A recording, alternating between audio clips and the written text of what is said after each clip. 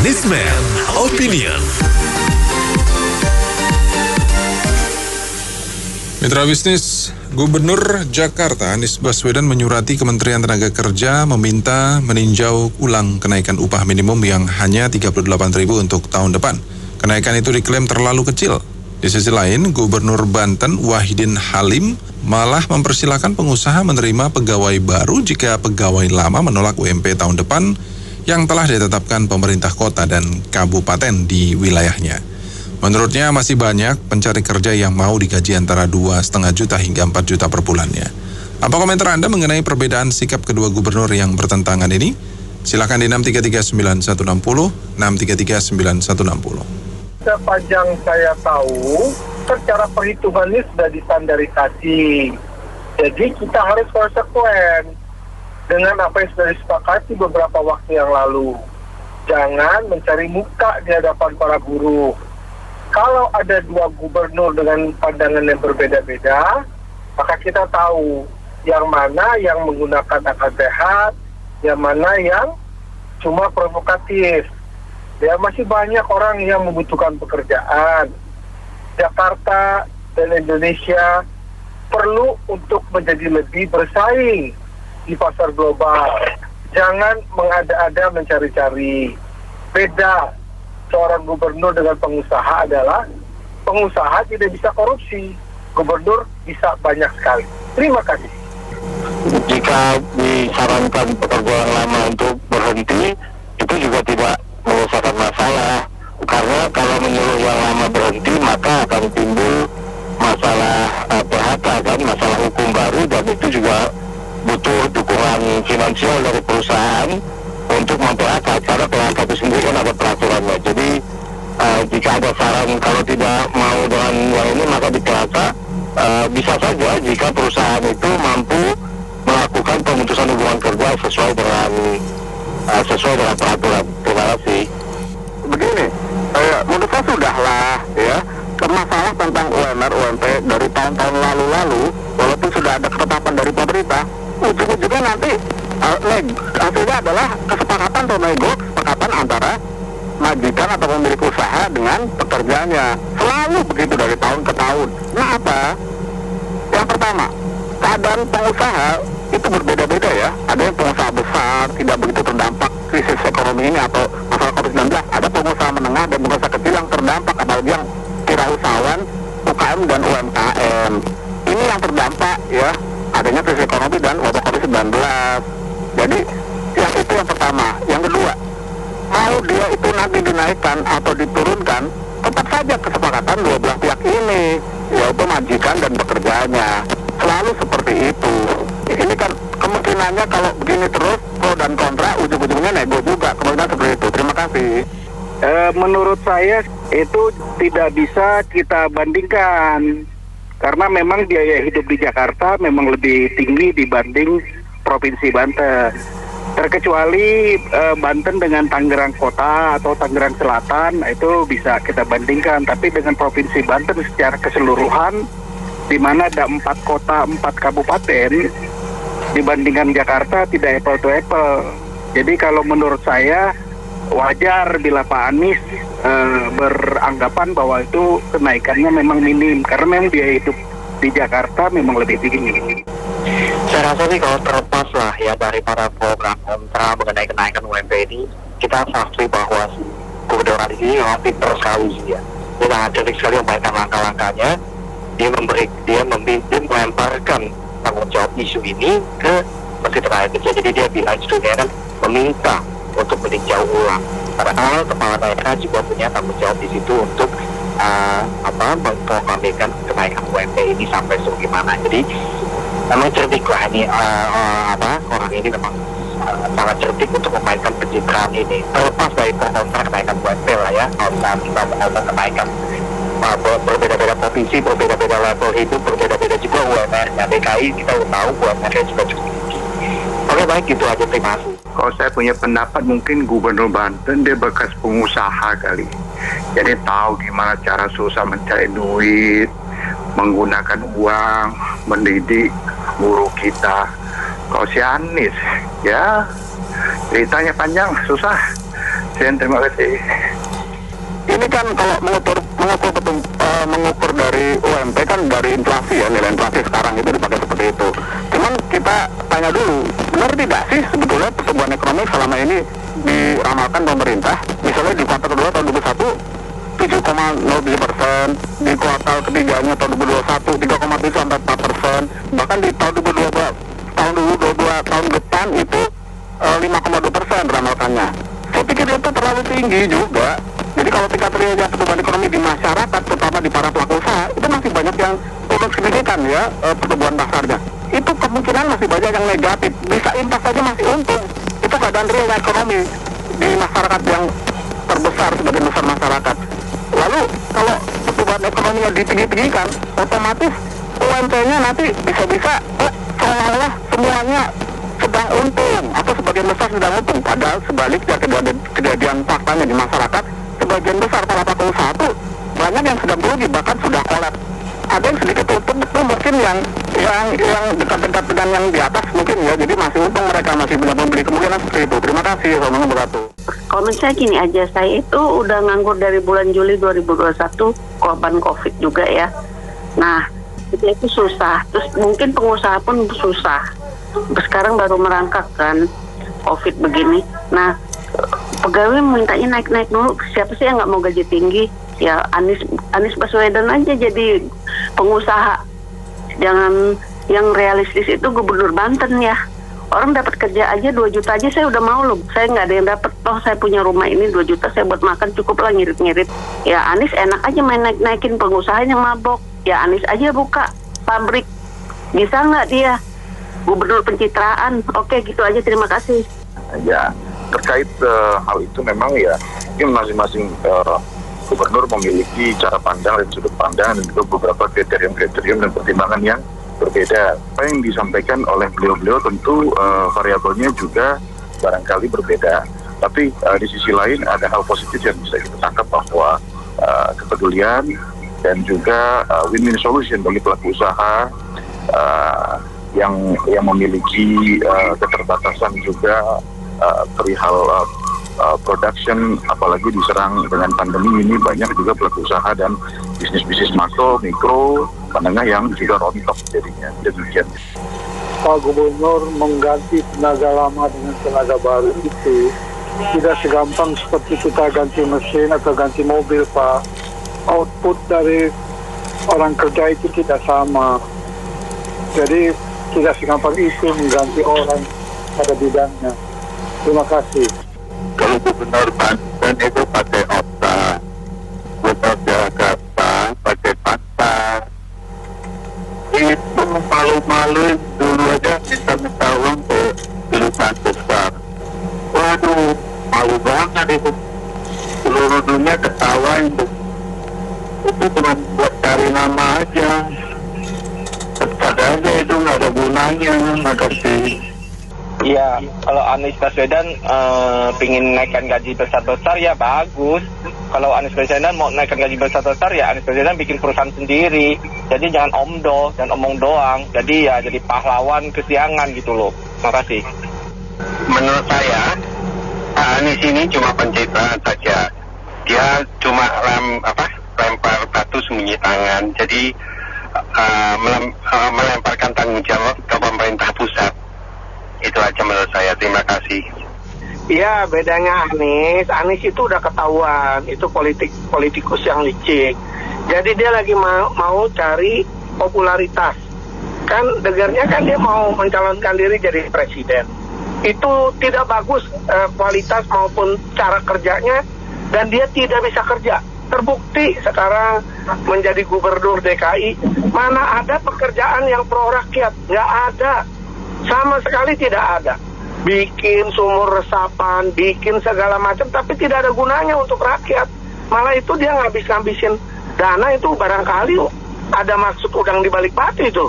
Dana-dana itu dipakai apa sekalian dicaplok, dikorupsi sebagian atau bagaimana itu? Jadi saya rasa kalau rakyat Indonesia harus lebih pintar, lebih cerdas dalam hal memilih, melihat tabiatnya, kompetensinya. Nah, jangan percaya begitu, dia tuh lagi cari popularitas, seolah-olah membela buruh. Nanti kalau udah dibela, udah jadi presiden pekerjaan apa juga untuk kepentingan dia sendiri. Tidak ada satupun pekerjaan yang di DKI ini dikerjakan adalah untuk membela rakyat. Tidak ada. Makasih. Intinya kalau kenaikan atau penurunan gaji di suatu perusahaan itu kan tergantung pada bos atau pemilik perusahaan, majikan, nego dengan pekerjanya ya. Intinya seperti itu. Dan kalau ada penetapan dari pemerintah, itu nanti diambil jalan tengah aja ya, tetap saja nego antara para pengusaha dan para pekerja, karena itu solusi yang terbaik kemungkinannya. Kalau mengikuti dari arahan-arahan pemimpin-pemimpin yang politik-politik di Indonesia ini, apalagi mau nyapres atau politikus lain misalnya ketua serikat pekerja kan mau nyapres juga, itu para buruhnya hanya digunakan untuk kepentingan pencapresan itu kemungkinannya. Jadi minta kenaikan yang 7-10%, padahal keadaan ekonomi sekarang kan krisis ekonomi sedang seperti itu, dan ada wabah penyebaran COVID-19, sehingga efeknya dampaknya apa? Pasar tuh masih sepi untuk menjual barang dan jasa. Seperti saya bilang tadi, cuma mengejar tiap bulan keuntungan sekitar 20-30% untuk penjualan yang menyasar kelas menengah ke bawah. Kalau yang punya daya beli itu yang menengah ke atas, orang-orang golongan 5% itu di Indonesia, kelompok 5%. Dan itu tidak membuat pasar naik signifikan, mereka pasar turun signifikan atau masih daya belinya masih sepi. Dan ini keadaan pengusaha seperti ini tidak sama di antara pengusaha besar, menengah, dan kecil. Yang pengusaha menengah dan kecil tentu terdampak sangat besar, sehingga mungkin mereka merugi besar atau sudah banyak yang kolaps ya atau bangkrut. Sedangkan dia punya kelas atas nggak begitu terdampak. Jadi seperti saya bilang pertama tadi, ini tergantung kesepakatan antara negonya si pengusaha atau majikan dan juga pekerjaannya itu, karena itu solusi yang terbaik. Kemudian seperti itu. Tidak untuk pencitraan kalau yang itu ya. Terima kasih. Assalamualaikum warahmatullahi wabarakatuh. Saya Iqbal, ketua KSPI sama Anies sama perilakunya. Cuma saya Iqbal agak kasar, pakai demo, ancam. Kalau si Anies ya lebih halus, pakai tulis surat. Ya kita kan nggak tahu isi surat apa ya. Sebenarnya dia nggak boleh begitu. Dia mesti tahu situasi di Indonesia. Kalau saya nenek berdua sama abang adik, satu kasar, satu agak halus. Saya lebih setuju sama yang Gubernur Banten, karena di saat lagi begini, kondisi lagi susah, usaha juga lagi susah ya kan. Dan ibaratnya kalau misalnya orang pada protes, yakin saya banyak banget ke orang yang masih mau cari kerja sekarang dan mau dibayar berapapun. Itu aja. Saya setuju sama yang Gubernur Banten. Makasih. Saya sih singkat aja, ini sekali lagi Gubernur Jakarta ini memang selalu mencari popularitas. Ya kan, muatan bicaranya selalu politis, tapi sebenarnya nggak mampu apa-apa. Jadi cuma kita hargailah keprihatinan dia, hanya sudut pandang mata kepalanya sendiri. Sedangkan Menaker itu nasional, jadi berpikir keseluruhan. Menurut saya, kalau Gubernur DKI ini memang mau jadi pahlawan yang sesungguhnya, silakan, menurut saya, jangan pakai gaji per bulannya maupun tunjangan-tunjangannya untuk membackup seberapa banyak tenaga buruh yang memang dia ingin naikkan. Silakan dia mencari angkanya sendiri dan semuanya itu dia tutup sendiri dengan gaji per bulan. Itu yang saya tunggu dan menjadi real hero in DKI nasional. Oke, terima kasih. Itu punya hati nurani. Jadi dia walaupun punya sisi setannya gitu ya, sisi jahatnya, tetap ada sisi baiknya. Tapi dalam hal ini bukan saya mau bilang gubernur yang satu, gubernur DKI itu baik, bukan. Jadi dia dia bermain aja gitu. Maksudnya dia bermain, dapat suara dari masyarakat, dan dia nggak peduli itu kondisi sekarang. Karena kalau lihat kondisi sekarang, orang yang masih bisa kerja aja masih bersyukur. Berapa banyak orang yang waktu itu di PHK yang masih bisa kerja, ini adalah perusahaan yang bisa bertahan nih dari seleksi alam. Jadi yang saya bilang tadi soal hati nurani, sebenarnya musinya dia ada tuh Mbak. Cuma dasarnya karena dia gubernur jahat, ya jahat gitu. Jadi dalam hal ini kesimpulannya soal gubernur Banten dan gubernur DKI itu, yang satu gubernurnya baik, pakai akal sehat, yang satu gubernurnya jahat. Biar punya akal sehat, tetap dia jahat gitu. Dia cari-cari pembenarannya, pokoknya jahat aja gitu. Judulnya dasarnya itu dulu, bengkok hatinya. Karena hatinya bengkok, kepinteran, jadi kalah sama bengkoknya itu. Dia bisa ngomong dengan 1000 gaya, 1000 bahasa. Kan pinter ngomong, lidah tidak bertulang. Tinggal belok-belokin kata-kata aja. Dasarnya bengkok hatinya soalnya. Dalam segala urusan itu begitu. Dalam segala masalah. Memang ada kadang-kadang baiknya juga sebagai manusia. Cuman bengkoknya banyak, gitu aja. Begini, saya punya komentar mah, ya netral aja, singkat. Menurut cerita film Sun Gokong, Dewa di Langit juga ada yang pintar, ada yang enggak. Ah gitu ya gubernur, ya enggak? Kalau gubernur yang pintar kan dia bisa baca situasi kondisi sekarang Indonesia gimana. Nggak, jangan ikut-ikutin dipengaruhi oleh politik. Kalau yang Banten yang pintar, ya enggak? Jadi tahu sikon sekarang dunia gimana bisnisnya nggak, orang pakai robot, ya termasuk pejabat-pejabat lain nggak, karena ada pejabat yang KW1, KW4, ya gitulah. Ya sebenarnya mudah saja kita melihat itu ya. Jadi kalau Pak Wahid ini kalau nggak salah sudah periode yang kedua ya, iya. Periode kedua kan sudah nggak ada beban, dia kan benar-benar kerja, benar-benar benar-benar melaksanakan tugas dengan sebaik-baiknya sebagai seorang gubernur. Nah kalau yang Jakarta ini kan sudah jelas, nggak perlu pintar-pintar untuk menebak arahnya apa. Arahnya ya 2024 menggunakan buruh seperti waktu dulu kan menggunakan ayat dan mayat. Nah sekarang menggunakan buruh juga untuk 2024. Sebenarnya kasihan buruhnya loh, nanti kalau sampai UMR naik lalu buruh pada dipecat-pecatin. Nah itu, terima kasih. Saya lihat dua-duanya jago berpolitik nih. Yang satu sudah tahu maunya buruh bagaimana, jadi dia mencari popularitas dari buruh. Kalau yang dari Gubernur Banten ini sudah tahu kalau pengusaha suruh ganti karyawan baru, itu yang lama kan harus dipecat.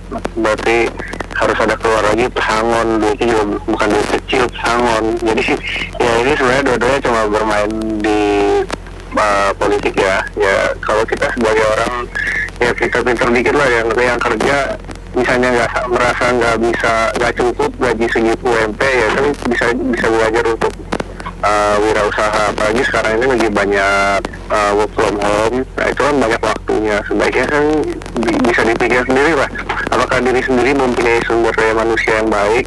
Nah kalau baik pasti dihargai lebih dari UMP. Tapi kalau sumber daya manusia sendiri, kita punya skill sendiri nggak baik, ya jangan minta lebih, ya UMP dulu aja. Paling seperti itu harusnya. Terima kasih. Ya yang pertama kalau menurut saya si Pak Wahidin itu kayaknya dia nggak mau nyalon presiden. Yang satunya mau nyalon presiden. Terus yang kedua ya gimana ya, maksudnya untuk yang Pak Anies yang di Jakarta ini kayaknya juga harus dilihat juga ya, karena sekarang banyak orang yang malah masih dipotong gajinya gitu loh. Ini mau minta dinaikin dan mewajibkan untuk dinaikin. Ya dengan angka segitu aja sepertinya sih udah cukup ya, maksudnya dibilang cukup sih enggak, karena Indonesia manusia nggak akan cukup gitu loh. Kebutuhan selalu naik walaupun nanti kenaikannya katakanlah berapa, 100.000 gitu ya, kebutuhannya naik bisa jadi 150.000. Jadi kalau menurut saya sih ikutin peraturan yang ada aja. Dan ya itu benar kata Pak Wahidin, banyak orang yang masih mau kerja. Karena dan satu lagi yang mesti dilihat itu UMP itu kan standar untuk pekerja yang baru masuk di bawah 1 tahun dan dia juga belum punya keluarga atau lajang gitu loh. Jadi kadang-kadang salah kaprah semuanya. Kalau yang udah lama itu ya seharusnya sudah ada skema upahnya tersendiri gitu loh, bukan yang itu gitu. Oke, terima kasih. Kalau yang di DKI kan dia kan cari upah, biasa di depannya para karyawan tebar pesona supaya nanti bisa lolos Q4. Nggak tahu perhitungannya kayak apa, kinerja kerjanya juga nggak jelas. Ya kalau di sana kan yang Banten kan disesuaikan dengan kondisi, dengan situasi. Nah itu kan bisa aja kedua-duanya diterima dari sisi yang berbeda. Yaitu ya realistis aja dengan kondisi seperti itu. Menurut saya sih ya oke lah, kita sendiri yang menilai bagaimana yang terbaik buat kita semua. Oke, terima kasih. Dari awal itu udah ketahuan kalau Gubernur Jakarta itu hanya pencitraan. Memang dari awal-awal dia sudah mengumumkan bahwa UMP-nya naiknya kecil, supaya orang demo, lalu dia mengajukan lagi, supaya dia kelihatan bahwa dia sebagai seorang pahlawan. Jadi Gubernur Jakarta ini sudahlah, jadi manusia, seorang profesor lebih berakhlak lah daripada orang yang tidak tamat SD. Terima kasih. Di Indonesia itu udah lumayan cukup tinggi. Sekarang dianggap pengangguran yang tinggi ini harusnya diratain semua, bisa kerja yang penting. Dan juga kalau di UMR di Jakarta itu dinaikkan, itu akan terjadi urbanisasi, orang-orang dari daerah itu akan memilih kerja di Jakarta. Akibatnya angka pengangguran, angka kriminal di Jakarta juga akan tinggi. Harusnya jangan dinaikkan, diratakan aja. Yang penting banyak di daerah juga bisa kerja. Di Jakarta juga nggak terlalu banyak penduduk yang dari daerah ke Jakarta karena UMR di Jakarta lebih tinggi. Itu kebijaksanaan yang aneh itu Pak Anies. Menurut saya seperti itu. Jangan dinaikkan asal naik untuk mencari pencitraan. Akibatnya banyak orang-orang dari daerah akhirnya datang lagi ke Jakarta, menambah beban Jakarta. Itu menurut saya. Menurut saya gini ya, nggak bisa di-compare antara gubernur DKI dengan gubernur mana itu satunya sama Banten. Kenapa? Karena pribadinya beda. Kalau gubernur Banten itu orangnya sportif, gentle, dan berani ambil resiko. Kenapa? Karena peraturannya memang sudah harus gubernur yang menentukan. Jadi bukan lagi dilempar ke Menteri Tenaga Kerja. Kalau yang DKI melempar ke Menteri Tenaga Kerja, itu artinya gubernur pengecut, tidak berani menghadapi pegawai ataupun karyawan ataupun buruh. Nah, yang jelas buruh juga ditipu daya oleh gubernurnya. Kenapa? Karena dengan dia lempar ke pusat, berarti kan oh itu yang salah pusat yang ngasih kenaikan segini. Jadi sebenarnya kalau gubernur DKI mau menaikkan 10 juta pun bisa kok, naikin aja, nggak apa-apa, naikin 5 juta kayak naikin 8 juta kayak nggak masalah. Jadi artinya dari sini kita udah makin jelas lagi bagaimana pribadi daripada gubernur DKI. Jadi nanti tahun 2024 jangan sampai kita kena menderita seperti di DKI saat ini. Makasih, cukup DKI saja. Ya, jadi sebenarnya yang patut digaris merah adalah tentang leadership atau kepemimpinan, kan gitu ya. Jadi kan sebenarnya kalau jadi pemimpin itu tugas pokok utama itu kan sebenarnya bertanggung jawab. Nah, dari sini kan kita bisa melihat nih siapa yang bertanggung jawab, siapa yang tidak, siapa yang suka lempar sana, lempar sini, menyalahkan sana, sana sini. Harusnya kan sudah ada aturan, sudah ada apa, punya kuasanya di mana kan sudah tahu. Oke, aku tetapin sekian, jepret. Ya udah, ini saya tanggung jawab, kan intinya begitu. Sebenarnya kalau di Indonesia ini pemimpin-pemimpin kita semua ini semuanya bertanggung jawab atas apa yang diputuskan, tidak lempar terus ini. Sebenarnya kita itu akan cepat maju sebenarnya. Tapi kalau misalnya kayak yang sekarang, saya bersurat ke sini gitu. Ya itu sebenarnya kalau menurut saya itu bukan leader, bukan pemimpin. Jadinya apa ya kayak orang disuruh-suruh aja. Sebentar saya konsultasi dulu, sebentar saya tanya dulu, sebentar saya tanya surat dulu. Ya masa begitu ya, nggak bener lah. Kayak contoh gorong-gorong sumur resapan. Itu harusnya nggak begitu, begini, begitu. Waduh, setelah semuanya protes, jalannya bolong-bolong semua, orang bisa jatuh. Yang rapi-rapi, cakep-cakep gitu ya. Di turunan dipasang sumur resapan, airnya jelas-jelas nggak lewat situ. Ya yang gitu-gitulah, nanti disalahin siapa lagi, yang disalahin dinasnya ini. Kan sebenarnya semuanya di pemimpin. Pemimpin itu kan kuncinya, kalau ada anak buahnya yang salah, berarti pemimpinnya ikut salah. Nah kalau kita sudut pandangnya semuanya begitu, ya bangsa ini pasti akan maju. Itu aja, terima kasih. DKI itu tukang cuci tangan ya, dimana buruh butuh uluran tangan, dia cuci tangan. Ketika ketika Formula E mau diinterpelasi, dia kumpulin 7 fraksi, kasih buat tangan, lalu dia lepas tangan.